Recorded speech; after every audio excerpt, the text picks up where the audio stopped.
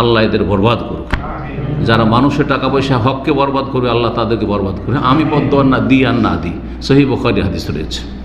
মান আখাযা আমওয়ালান নাস ইউরিদু আদাহা, কেউ যদি মানুষের টাকা পয়সা নেয়, টাকা পয়সা নেও, তার কাছে পরিশ্রম নিয়েছে, মেহনত নিয়েছে, কাজ নিয়েছে, আর যদি সৎ উদ্দেশ্য থাকে যে আদায় করে দেব, দিয়ে দেব মানুষকে, তাহলে আদাল্লাহু আনহু, আল্লাহ তার পক্ষ থেকে আদায় করে দেবেন, মানে আদায়ের ব্যবস্থা করে দেবেন।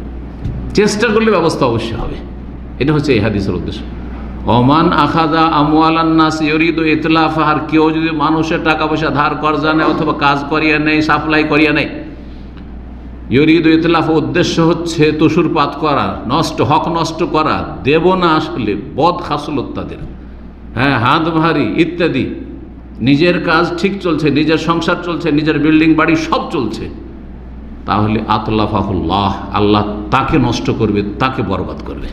এত সহজ কথা নয়। একটি হাদিস যথেষ্ট মানুষকে সংশোধন করার জন্য, সোজা করে দেওয়ার জন্য বাঁকাদেরকে, যদি আল্লাহর ভয় থাকে, আল্লাহর রাজার ভয় থাকে। আর এটা আখিরাতের শাস্তি না দুনিয়ার শাস্তি।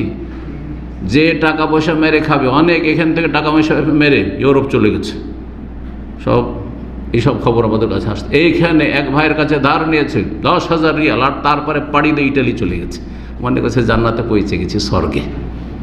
হ্যাঁ, স্বর্গে পৌঁছে গেছি, কারণ ইউরোপিয়ান পাসপোর্ট হয়ে যাবে।